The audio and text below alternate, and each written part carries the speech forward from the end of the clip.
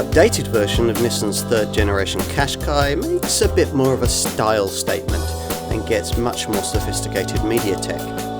Added to the electrified engineering and practicality attributes of the original Mark III model, it makes for a super strong lower mid-sized crossover contender.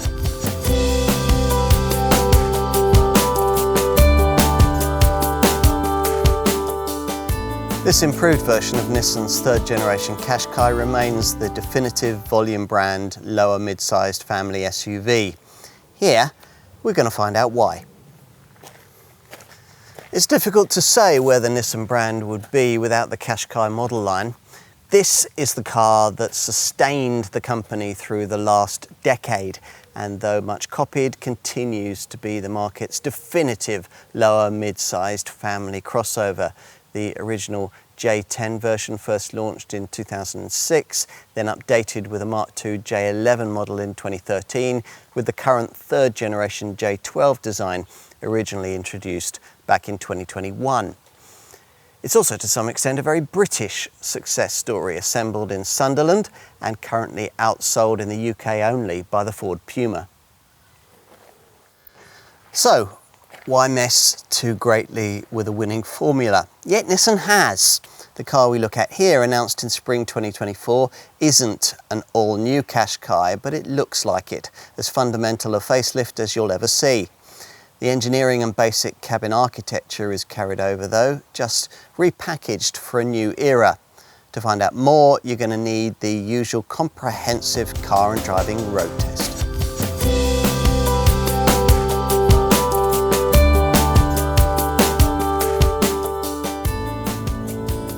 Nissan hasn't made any engineering changes here, it didn't need to. Despite its family-friendly brief, the Qashqai has always been quite fun to drive and has continued to be so in this third generation form, thanks to its common module family CD platform, which has provided for a stiff but relatively light body shell. Now, rather unusually, in a class where driving enjoyment tends not to be prioritised, this Nissan immediately feels a little more agile and eager than your average mid-sized SUV, an impression aided by a relatively quick steering rack. Which is about as far as you can go towards sportiness with a car of this kind, given that customer priorities with family crossovers usually tend to lie elsewhere. Primarily with comfort, helped here by the way the stiff body shell allows the suspension to be a little softer than with rivals, with the result that only bigger bumps cause thuds to be felt in the cabin. It'd be even better if all models were fitted with multi-link rear suspension, a setup Nissan still restricts to four-wheel drive models or those like this test car fitted with the largest 20-inch wheel size. There still isn't a full EV version of this model. That'll come with the next generation version, but from the very start with this J12 series design, the available combustion power plants have always been electrified in various different ways. The most affordable models use a 1.3 litre 12-volt mild hybrid petrol engine, co-developed with Renault and Mercedes, which comes in DIGT 140 or DIGT 158 forms, the latter available with the option of the aforementioned four-wheel drive system. As usual with mild hybrid setups of this sort, a small lithium-ion battery gives a fraction more mid-range punch and takes care of engine stop-start duties. These mild hybrid variants offer a choice of 6-speed manual or CVT Xtronic automatic transmission. You'll have to have the auto if you're one of the very rare customers wanting the all-wheel drive version, which features special snow and off-road driving modes and shifts power to the rear wheels as traction requires.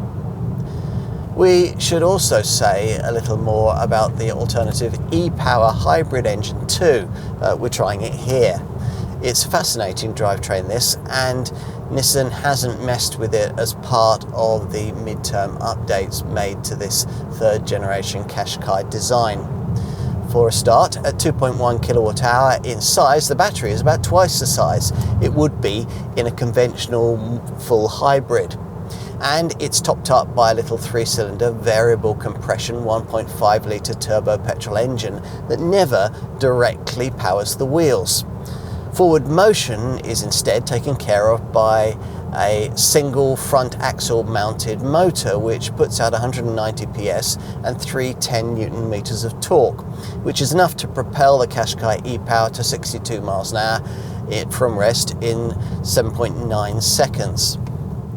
But braked trailer weight falls from the 1,800 kilogram figure you'd get from the DIGT 158 mild hybrid model to just 750 kilograms. Inevitably, the e-Power system only works with auto transmission, but does so more smoothly than with the CVT autos used in some full hybrids, thanks to a feature called linear tune, which ties engine speed to road speed. Nissan has also engineered in its e-pedal system, which increases energy regeneration when you come off the throttle. Now, this doesn't slow the car as much as it would with the company's Leaf and Ariya full EVs, but it will mean that in normal motoring you'll be using the brake pedal a lot less.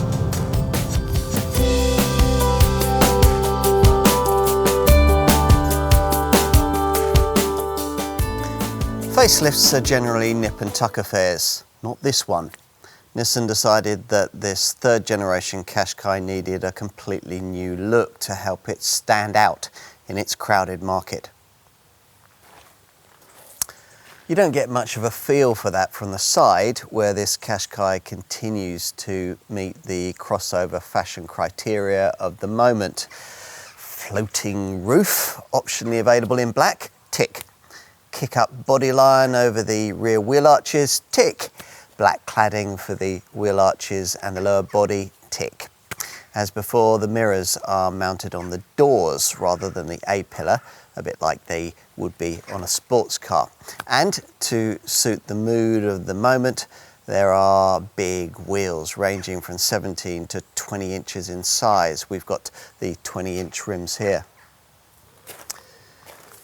The update changes nearly all lie with this more aggressive front end and the larger grille, which gains finishing apparently inspired by the ancient armour scales of Japanese samurai helmets. The front bumper is also different. The LED headlamps have been restyled and there's a sharper daytime running light signature too. At the rear, there's a revised lower bumper, and plusher models get these new super red LED tail lamps with small floating elements below larger boomerangs, and they can feature sequential indicators for the first time. It's a lot harder to change interior architecture than it is to alter a few exterior panels, and sure enough, the updates are a lot more subtle inside.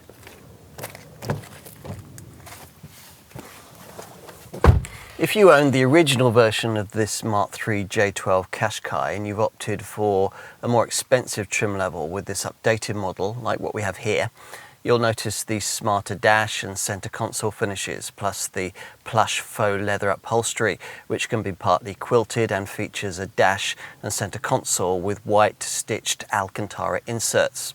You might also pick up the fact that there's now a more advanced 64 colour ambient lighting setup and a better quality camera for the around view monitor parking system with 8 separate views. These include a useful T-junction view helping you to check for oncoming traffic at blind junctions, and an invisible hood view which generates an on-screen image of what the wheels are doing under the bonnet. Nissan says it's good for avoiding curbs and positioning the vehicle in car washes. Bigger changes though lie with this centre screen, and not just because it's now 12.3 inches in size. The computer that runs it has become several times more powerful, enabling a switch above base trim to Google's advanced Android operating system. With this, apps can be downloaded directly onto the car's infotainment software itself, rather than by hooking up to a smartphone with Apple CarPlay or Android Auto, which you can of course still also do now wirelessly. There are shortcut buttons along this monitor's right-hand frame for navigation, music, phone, voice control and apps. And you can customize the home screen into widget sections for the features you use most regularly. Here, for instance, we've got mapping, phone and Apple CarPlay. The voice control system's now much better too, activated by the command "Hey Google." As before, most Qashqais get this digital combi meter instrument screen, which replaces analog gauges above base trim. A display which has now gained subtly altered graphics. You can still use it in a choice of display view layouts. Normal with the usual twin dials, enhanced which turns those dials on their sides to leave more center screen space for selectable features, and minimal which shows just key digits. Now, once you've made your choice, what you view in the center of the screen is determined by these steering wheel spoke buttons. Drive computer data with tyre pressures and an energy flow meter. Nav info, your music selection, drive assist functions or settings. What else? Well, there are proper physical climate controls. Better spec models like this one get a head-up display, and build quality from the Sunderland plant feels pretty good, though there are some scratchy plastics lower down the dash, and some of the trimming touches, such as the synthetic leather on the seats, don't feel particularly premium. As before, the slightly raised driving position offers a good range of adjustment, both in the height adjustable seat, which also offers good support, and the great to hold reach and rake adjustable steering wheel. There's lumbar support for the driver with all but the entry grade too. As for all-round vision, well, you might need that improved around view monitor and the standard rear parking sensors, because unfortunately your over-the-shoulder view isn't great, restricted a little by the tiny rear quarter lights. In line with its family-orientated role, the Qashqai needs to provide a practical cabin. Does it? You decide. The door pockets aren't that big, the glove box turns out to be smaller than it looks, and you only get an overhead sunglasses compartment if you avoid this glass roof. But the basics are covered off reasonably well, so you get nice deep cup holders between the front seats, ticket clips in the sun visors, and this centre armrest cubby is satisfyingly deep, providing twin USB ports. This shallow tray at the base of the centre stack is where the wireless charging mat of higher spec versions sits, and it has a 12-volt socket just above. Obviously nothing's really changed with regard to the back seat. This Qashqai's rear doors open out to 85 degrees, making access very easy. The rear seat can take 2 adults comfortably, but 3 would be a squash. This rear bench doesn't do anything clever like reclining or sliding, as it would in a rival Volkswagen Tiguan or Skoda Karoq, and you wouldn't be very comfortable sitting for any real period of time in the centre of it, legs astride the transmission tunnel. Still, 2 adults will be quite comfortable thanks to the contoured front seat backs and the space you get to slide your shoes beneath the front chairs. It all makes this part of the car feel reasonably spacious. Now, above that tunnel, you'll find the usual pair of vents, plus on plusher models, twin USB-C charging sockets. The door bins, while not long, are deep enough to take a larger bottle, or more likely, piles of Lego and crumbs. And the flip-down centre armrest incorporates 2 cup holders. These rear quarter-light windows avoid a feeling of claustrophobia. There are little clips as well to keep the seat belts out of the way when not in use. Right, let's finish with a look at the boot. Avoid the 2 most affordable trim levels and you get this powered tailgate, which can be opened with a foot swipe. That's very useful when you're carrying shopping, children, or both.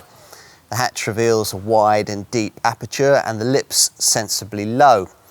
Nissan redesigned the suspension of this Mark III Qashqai, giving a useful load space capacity of up to 504 litres with all seats in place, enough to take up to 7 carry-on cases. It's worth pointing out, though, that this figure falls as you ascend the range. The N connector and Techna versions many customers choose have only 479 litres, and this top Techno Plus trim is hobbled by the need to accommodate an upgraded Bose audio system, and that sees the low capacity figure fall to just 455 litres. As before, better trimmed Qashqais come with this super useful luggage board arrangement. These two removable lower panels create a flat cargo base with a usefully sized and invisible storage area below into which the parcel shelf can fit. They can also be raised or lowered as needed, or flipped upright to divide the boot space into sections and stop items sliding about. One side of them is also covered in a white clean surface that's ideal for putting muddy things on, such as walking boots. There's a bit of further space beneath the lower floor, though only because Nissan declines to provide a standard spare wheel. Recesses to the left and the right make it easy to take wide items like golf bags or pushchairs widthways. And you get a bag hook on either side, the usual tie downs, and a 12-volt socket on the right. But no ski hatch or useful 40-20-40 rear bench flexibility. So if you've two occupants on the back seat, longer items like skis will unfortunately have to go on the roof. It's annoying too that there are no cargo sidewall catches to help you when the time comes to flatten the 60-40 split bench. You have to go round to the side doors and pull the release catch on top of the seat backs. Now, once everything's retracted, up to 1,447 litres is freed up. Useful, but nowhere near class leading. Again, that figure will fall on a four-wheel drive variant or with top trim to a low of 1,379 litres with the plushiest Techno Plus versions. Still, that'll probably be quite sufficient for most customers.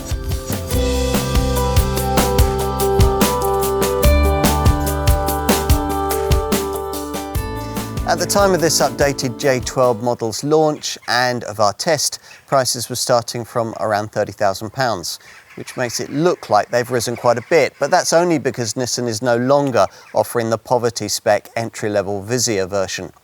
In e-power form, this Qashqai cost from just under £35,000 at the time of filming in summer 2024. The range now starts with a centre premium trim, then as before rises through N connector and N design to Techno, and then on to the plushiest Techno Plus variant we have here. With a decent spec and the e-power engine, you're probably going to be paying in the £35,000 to £40,000 bracket for this enhanced Qashqai, or around £43,000 at the time of filming for this top Techno Plus e-power version, which takes this model line quite away from its affordable roots. What about competitors? Well, with quite a few mid-sized family SUVs these days, you'll find that if you're to avoid poverty spec at the bottom of the range, you'll be paying close to £40,000 for ownership. Here we're thinking of crossovers like Ford's Kuga and Volkswagen's Tiguan. Well, a Qashqai is fractionally smaller than models like those, but it's a lot more affordable too. As before, this Nissan competes in the lower mid-sized part of the crossover market.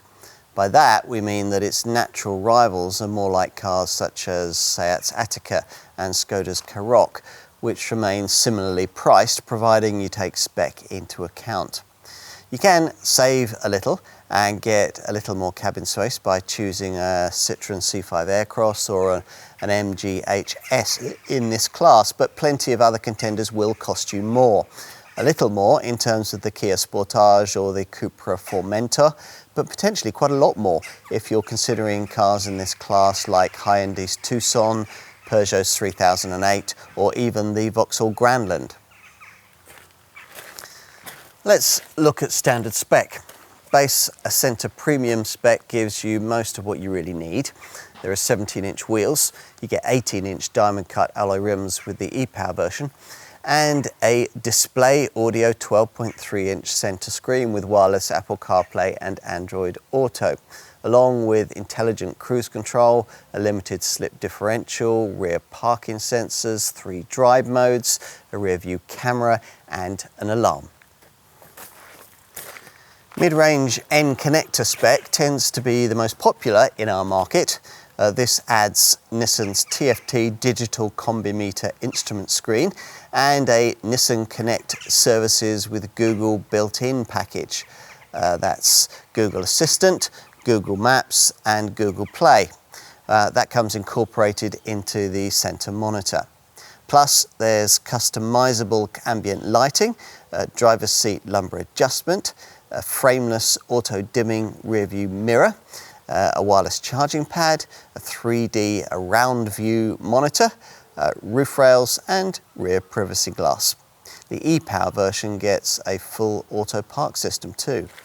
Plush Tecna spec adds 19-inch wheels, LED adaptive headlights with LED sequential turn lights, brighter super red LED tail lamps, a glass roof, a powered tailgate, keyless entry, a head-up display, synthetic leather upholstery and heat for the front seats, steering wheel and windscreen. If you want the most luxurious kind of Qashqai, you'll be choosing between sporty N design spec or this top Tecna Plus model, both of which come with the largest 20-inch wheels, which prompts Nissan to fit suppler multi-link rear suspension. Other features at this end of the range include quilted upholstery, Alcantara interior trimming and a contrast coloured roof. The N design gets a slightly sportier look with some body coloured items, while this Tecna Plus has 8-way power adjustable front seats with a massaging system, along with a 10-speaker Bose audio setup. There have been some technology spec upgrades with this improved version of the 3rd generation model. Take the included Nissan Connect Services app, which as we said is available above base trim and can now be had with extra features. There's live tracking of the car's location if it's stolen, and to prevent that from happening in the first place, the app will alert you if the car hasn't been locked. If your Qashqai has the around view monitor system that we mentioned, you'll find that it now has a clever 3D function, which allows the driver to monitor the car from 8 different angles: the front, the rear, the sides and the corners, as well as from the top down. As before, all Qashqai models can benefit from Nissan's ProPilot driver assistance technology. The system is able to accelerate and brake the vehicle within a single lane on a highway. Plus, this setup takes care of steering duties and can adapt to things like changing speed limits. ProPilot can communicate with the Qashqai's blind spot radars to help intervene with a steering input correction to help prevent a lane change manoeuvre if there's a vehicle in the blind spot zone. All Qashqais get a comprehensive package of camera safety kit. Intelligent front emergency braking with cyclist, pedestrian and junction assist, plus intelligent forward collision warning, and a package of lane side support systems. That's lane departure warning, lane departure prevention, blind spot warning and blind spot intervention. There's also cross traffic alert, rear automatic braking, high beam assist, traffic sign recognition and driver attention alert, as well as the usual pair of front, side and curtain airbags, plus a front far side airbag.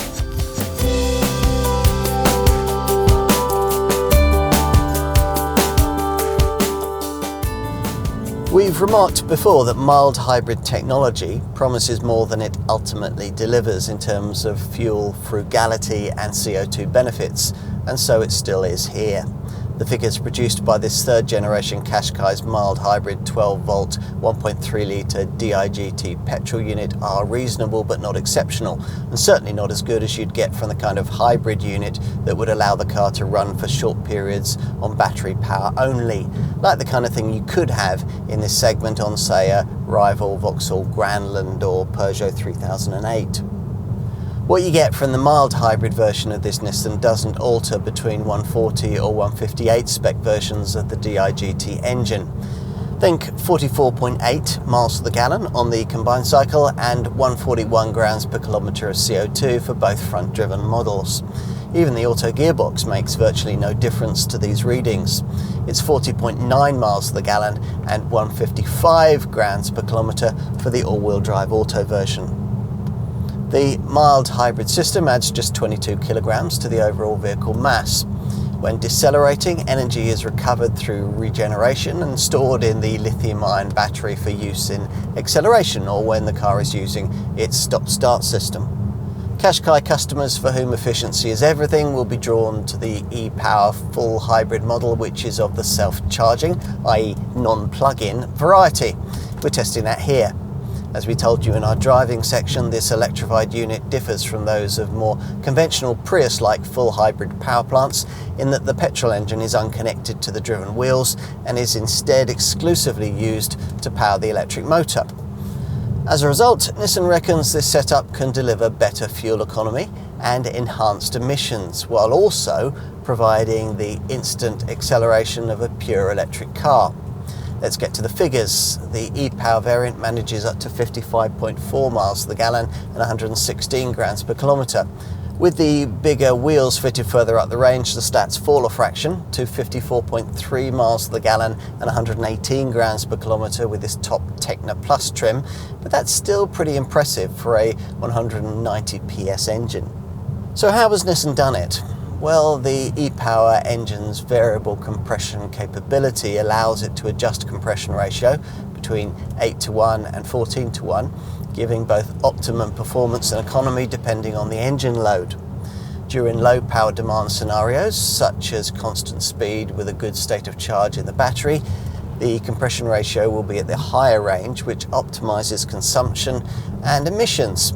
Under high demand for power, to charge the battery or supply power directly to the motor, a lower compression ratio will be activated, which will maximize the engine's power output.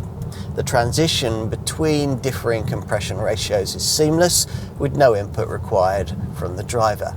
Clever. The Qashqai e-Power, like Nissan's Leaf and Ariya full EVs, also offers an e-pedal system which maximises off-throttle brake regeneration. Plus, this model can drive for small distances, under 2 miles, with the engine off.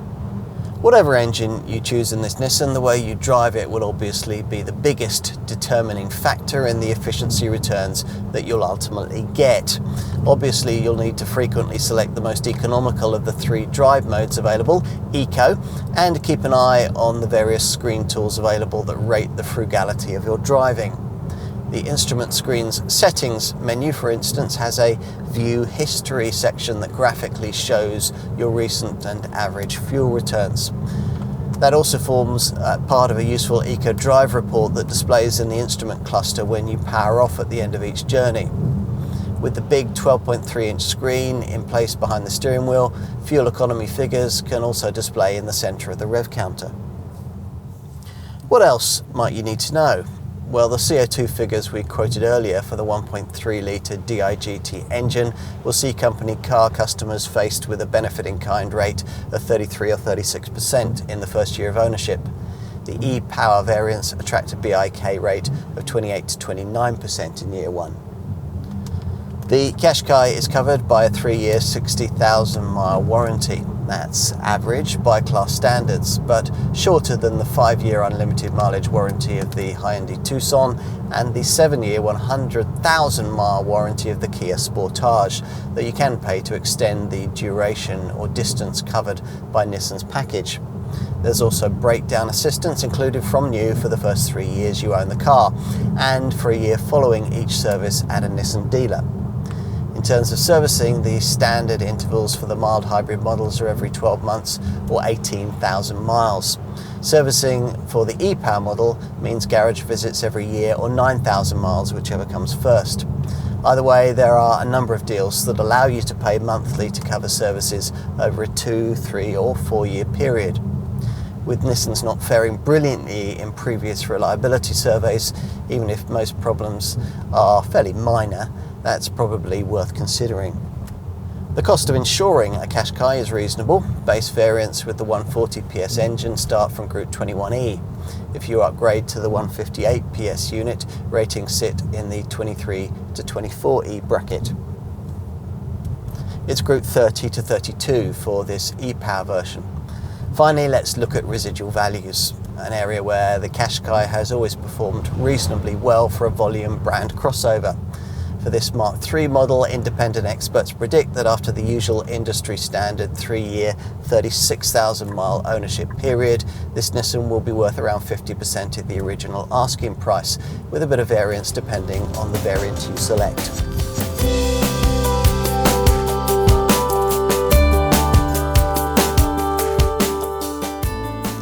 This improved version of the third generation Qashqai feels like a new model, and in many ways it is. It's not just the reinvigorated looks. The media hub of the car, its centre screen, now offers infotainment at a completely different level. So this Nissan will integrate into your family life so much better.